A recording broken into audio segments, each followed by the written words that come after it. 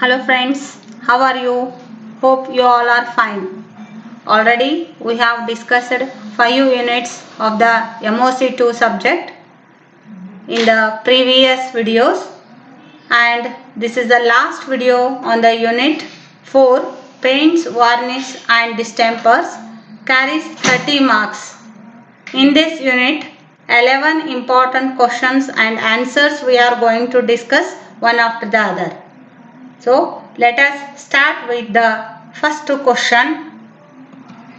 What are the objects of painting, and write the characteristics of good paint. There are 5 important objects of painting. They are: first one, painting protects the surface from the atmospheric effect. Second object, if we apply paint on the wooden surface and metal surface, then it reduces the decay, it prevents the decay, and also it resists the corrosion.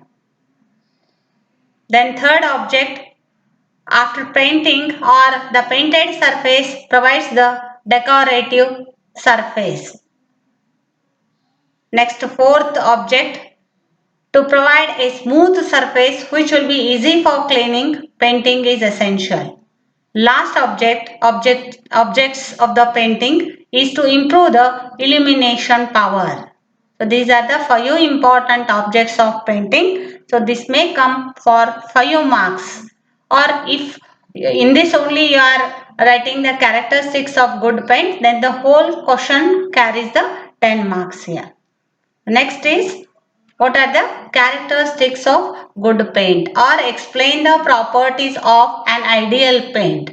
So here 11 different properties the good paint is having.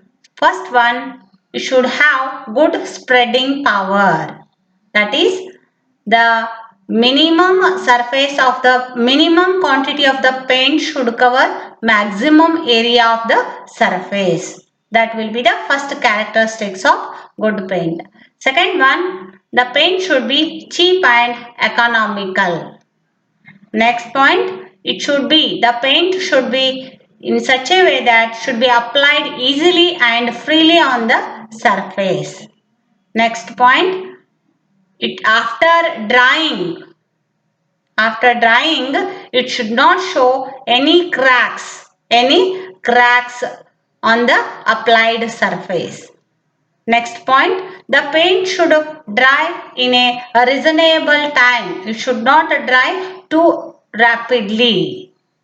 Next point, the paint should have its color for a longer period. After the application of the paint, the surface should maintain its color for a longer period. Next point, the paint should form a hard and durable surface. Further, the paint should not affect the health of workers during its application.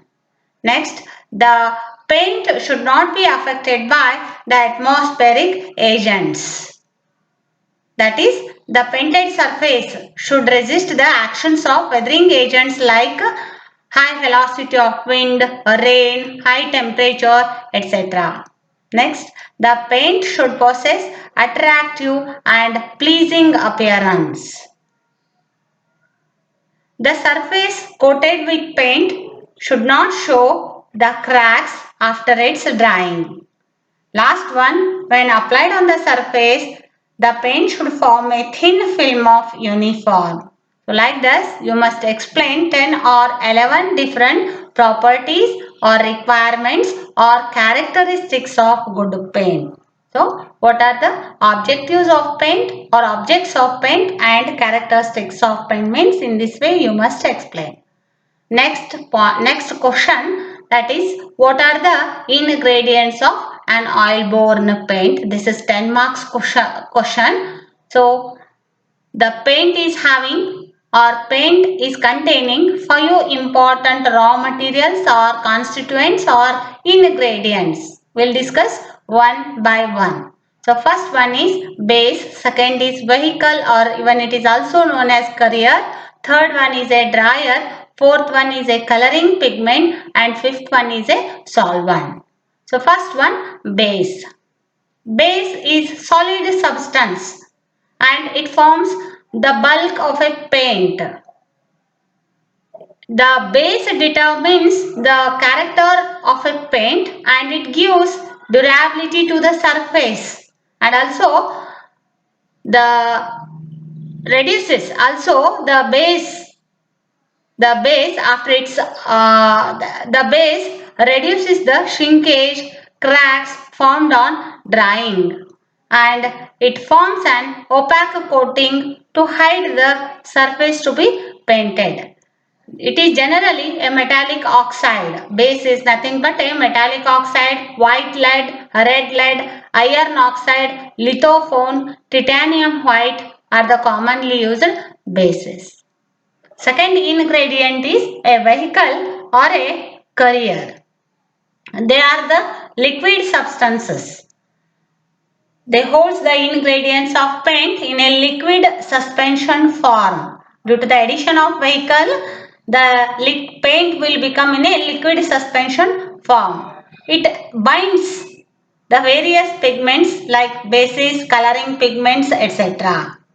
The vehicle also helps to spread the paint evenly, uniformly on the surface in the form of thin layer. So this forms a elastic and resistance to abrasion and impermeable film after the drying. Commonly used vehicles are linseed oil, tung oil, poppy oil, nut oil, etc. Third ingredient is dryer or dryers. These contains the metallic compounds and are used in small quantity which controls the drying of paint film. Litharage, lead acetate, manganese dioxide, cobalt are commonly used dryers. Next ingredient is coloring pigment. It is a white or colored pigment mixed in a paint to get a required color of the paint. The coloring pigments usually used as lamp black, ivory black, indigo, zinc, chromite, emerald green, etc. These are the various coloring pigments available in the market. We must use this one to get the desired color of the paint. And last ingredient is the solvent. Solvent makes the paint thin, due to which it is applied easily on the surface. It also helps to penetrate the paint through the porous surfaces. Turpentine, petroleum spirit and highly solvent naphtha are usually used as the solvent or thinners. So these are the 5 important ingredients of an oil-borne paint. This is the second important question.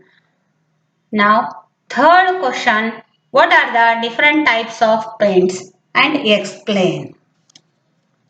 So here you are explaining each paint with some of its properties and uses. What it is containing, like that you are going to explain one after the other here. So first one, we'll start with the aluminium paint.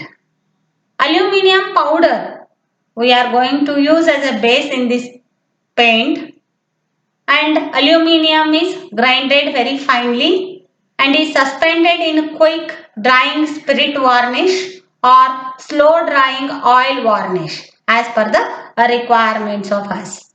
The spirit or oil evaporates and a thin metallic film of aluminium is formed on the surface, that is aluminium paint.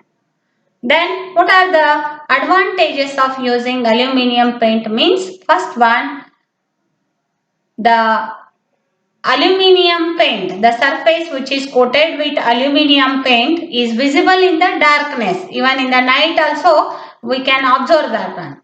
Second, the surface of iron and steel, after the application of aluminium paint, they resist the corrosion in better way. Third one, it possesses high covering capacity and also it gives good appearance to the surface. It is impervious to the moisture. Aluminium paint After its application, it will become impervious to the moisture. Next point, it possesses high electrical resistance.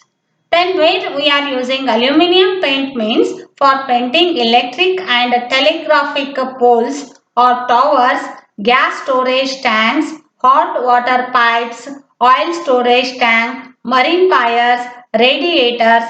There we are using aluminium paint. First type of paint. Next is anti-corrosive paint. The name only suggests it is used as metal protection paint for protecting the steel works, structural steel works against the effects of corrosive chemicals and fumes. The pigments used in the paint are dry red lead, zinc oxide, zinc dust, zinc chromate. Linseed oil is generally used as vehicle in anti-corrosive paint. Third type of paint is asbestos paint. This type of paint especially used for patchwork or stopping the leakages in metal roofs. Also used for painting gutters, spouts, flashings, etc. to prevent them from the rusting. Asbestos paint. Fourth type of paint is bituminous paint. It is prepared by dissolving naphtha. It is prepared by dissolving asphalt or mineral pitches or bitumen in oil or petroleum. Bituminous paints are available. Varieties of bituminous paints are available, but it provides black appearance to the surface. Hence, it is used for painting iron work underwater. Bituminous paint. This is the fourth type of paint. Fifth one is cellulose paint. It is prepared from nitrocotton, celluloid sheets, photographic films.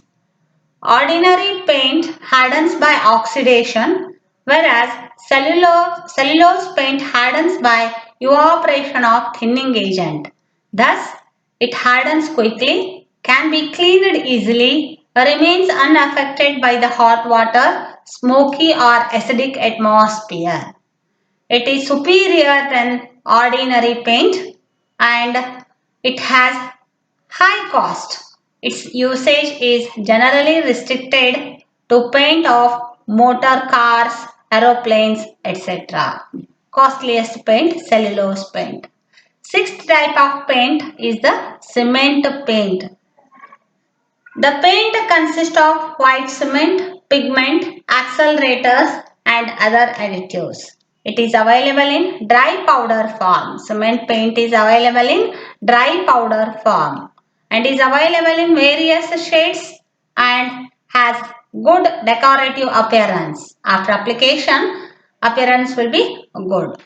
It is waterproof and also it is durable. For external finish, on cement plastered walls, it is mixed with water immediately before its application. And then it is applied cement paint. Then what are the advantages of cement paint? It requires less skill. No skilled person is required for the application of this. And also the time for application is very less. Time required for application is less. Second advantage is the preparation of surface is easier in a cement paint system and it is not necessary to remove the previous coats of cement paints. It can be applied over a new and damp walls which cannot be painted over with oil paints till they are sufficiently dried. They become an integral part and gives the strength. The cement paints proves economical as compared with the oil paints etc. and also dries rapidly compared with the oil paint. So these are the advantages of cement paint. Next type of paint is emulsion paint. They are available in various varieties, consist binding materials like polyvinyl acetate, synthetic resin. This is easy to apply and it dries rapidly, about 1.5 to 2 hours. The color of paint retains for longer period and the painted surface will become tough and easily cleaned by using water or washing water. So this is emulsion paint. Eighth paint is enamel paint. The enamel paints are available in different shades, different colors, contains white lead, zinc white, oil, petroleum spirit, resinous matters. Enamel paint dries slowly, gives hard and durable surface, and the surface provided with this paint is not affected by alkalis, gases, hot and cold water, acids, steam, etc. So, enamel paint is used for both internal and external wall. Next type of paint is oil paint. This is ordinary paint generally applied in 3 coats of varying compositions. The first coat known as primer or priming coat, second coat known as undercoat and the third coat is known as finishing coat. Oil paints are cheap, easy to apply, gives good opacity and the surface looks like a glass. So oil paint. 10th type of paint is a rubber based paint. It has resistance power towards acid, alkali and moisture. It is made from a rubber treated with chlorine gas, which is made from rubber solvent and mixed with the other pigments. It is used as a protective coating on cement concrete floors and interior and exterior masonry surface, rubber based paints. 11th type of paint, synthetic rubber paint and are used as protective paints. Synthetic rubber and chlorinated rubber paints usually used as protective paints. Last one is epoxy paints. These are special formulations for waterproofing and protection from environment. Costliest paints, epoxy paints. So like this, there are 12 different types of paints. This question may come for examinations for 10 marks. Next question, fourth one, what are the objects of varnish? So already we have discussed about the objects of painting. Now we are discussing about the objects of varnish. The varnish is nothing but the solution of a resin or a resinous substance prepared either in alcohol, oil or turpentine. Resinous solution is resinous substances are dissolved in oil or turpentine or alcohol. Thus varnish we are going to get. Then what are the objects of applying varnish on wooden surface? Due to the application, it brightens the appearance of grain in the wood. It gives brilliancy to the painted surface. It protects the painted surface from the atmospheric actions. It protects unpainted wooden surface of doors, windows, roof truss, floors, etc. from the actions of atmospheric agents. These are the 4 important objects of varnish. Next question. Write the characteristics, properties, requirements of an ideal varnish. So there are 5 important characteristics. First one, the good varnish should render surface glossy. That is, after its application, the surface should looks like a glossy. Second property, it should dry rapidly and present a finished surface which is uniform in nature and pleasing in appearance. That is, after its application, the surface should be pleasant in pleasant appearance or should be pleasing in appearance. Third property, the color of varnish should not fade away when it is exposed to the atmospheric actions. Fourth one, the protecting film developed by varnish should be tough, hard and durable. It should not shrink and it should not show any cracks after drying. So these are the 5 important properties or characteristics or requirements of an ideal varnish. Next question. What are the ingredients of varnish? What are the ingredients of paint? 5 are there. Whereas the ingredients of varnish only 3 are there. They are resinous substances, dryers and solvents. The resinous substances, also known as resins, commonly we are using copal, lac, shellac and rosin used as resinous substances.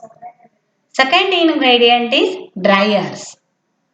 The function of dryer is to dry the varnish and it should accelerate, control the process of drying. Commonly used dryers in the varnishes are litharge, white copper, lead acetate. Third ingredient is solvents. Depending upon the nature of resinous substances and the type of solvents are decided. Commonly used solvents in varnish are boiled linseed oil, turpentine, wood naphtha, methylated spirit of wine, usually used as solvents. Depending upon the resinous substances, the solvents are used. So, these are the 3 different ingredients of varnish. Next question, question number 7. What are the or which are the different types of varnishes? Explain. You have got 11 or 12 different types of paints and types of varnishes are only 4. First one, depending upon the solvent, we are classifying the varnish in 4 ways: oil varnish, spirit varnish, turpentine varnish, water varnishes. First one, oil varnish. The linseed oil is used as solvent in this type of varnish, and this varnish dries slowly but gives hard and durable surface after drying. These are hardest and suitable varnishes usually used. Used for exposed works which requires frequent cleaning. They are used on coaches and fittings in houses. Oil varnish. Second type of varnish is the spirit varnish. The methylated spirit of wine are used as a solvent in this type of varnish.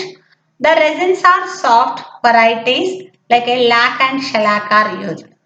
The spirit varnish dries quickly because contains spirit, but they are not durable and are easily affected by weathering agents. Generally, they are used for furnitures. The French polish is the best variety of spirit varnish. French polish is one of the finest finish used for ornamental or furniture prepared from superior quality of wood. Spirit varnish. Under spirit varnish, the French polish comes. It's a type of spirit varnish. In its simplest form, French polish is made by dissolving 0.67 kg of pure shellac in 1 liter of methylated spirit of wine and staining the solution through a double thickness of coarse muslin. Suitable pigment may be added to get the required shade. If you want to get the different color, required color, then shades we are going to get. Coloring pigments are added to the French polish. Third type of varnish is turpentine varnish. The name only suggests turpentine is used as a solvent in this type of varnish, and the resinous substances used as gum dammer, mastic and rosin. These varnishes dries quickly and possesses light colors, gives light colors. They are not hard, durable and not tough as oil varnishes. Fourth type of varnish is water varnish. The shellac is taken and is dissolved in hot water, and the enough quantity, more quantity of ammonia or potash or soda is added such that shellac is dissolved. Shellac is taken and is dissolved in hot water. To that we can add ammonia or potash or soda so that shellac can be dissolved easily in hot water. These varnishes used for varnishing maps, pictures and also used for delicate internal work and as a covering for wallpaper. These are the four different types of varnishes. Next question. What are the objects of distempering? The main object of distempering is distemper to the plastered surface is to create smooth surface. The surface should look smooth. For that purpose, distemper is applied. They are available in the market under different trade names. These distempers are cheaper than the paints and varnishes, and they present a neat appearance also. Available in different colors. So these are the objects of distempering. Ninth question. What are the characteristics or properties of distemper? There are 8 or 9 different properties. First one, on drying, the film of distemper shrinks. Hence, the cracking, flaking occurs. If the sun to receive distemper is weak, that is, if the surface is exposed to the sunshine, then cracking, flaking happens after drying. Second characteristics, the coating of distemper is usually thick and more brittle. Because of the thickness, it will become brittle compared to the other types of paints. Third property, the film developed by distemper is porous in character and it allows water vapors to pass through its surface. Hence, it permits new walls to dry out without damaging the distemper film. Fourth property or characteristic is the distempers are generally light in color, gives good reflective coating. Further, they are less durable compared to the other type of paints or oil paints. Sixth point, they are treated as water paints and they are applied easily. Seventh property, they can be applied on brickwork, cemented plaster surface, lime plastered surface, insulating boards, etc. Next point, they exhibit poor workability. Last point, they are unsatisfactory in damp location such as kitchen, bathroom, etc. They are not applied on the damp surfaces. So these are 8 or 9 different properties, characteristics of distemper. Ninth question. 10th, what are the ingredients of distemper. Distemper contains 4 ingredients like base, carrier, or even it is also known as vehicle, coloring pigment, and gelatinous substance. That is resinous substance. For base, white or chalk is used, and for carrier, the water is used. Distemper gives washable and non-washable surfaces according to the medium used. Distempers available in the powder form or also in the paste form. They are to be mixed with hot water before the use. Oil-bound distempers are a variety of oil paint in which the drawing oil is used that it mixes with water. Emulsifying agent which is used is glue or casein. So these are the ingredients of distemper. Next question. What are the types of distempers? There are 2 different types of distempers. They are dry distemper and oil-bound distemper. Dry distempers, they are in the powder form. They shall be stirred slowly in a warm water as mentioned in the manual, and it is allowed to stand for 30 minutes before its use. The mixture is then stirred and used. And second type of distemper is oil-bound distemper, OBD. Oil-bound distemper. It is available in a thick paste form. Water is added slowly while stirring to obtain a mixture. The amount of water added depends upon the texture and porosity of the wall surface. Ready mix washable distempers are also available in a different colors, shades in the form stiff plaster or dry powder in sealed tins. So these are the 11 different questions comes under paint varnish distemper unit.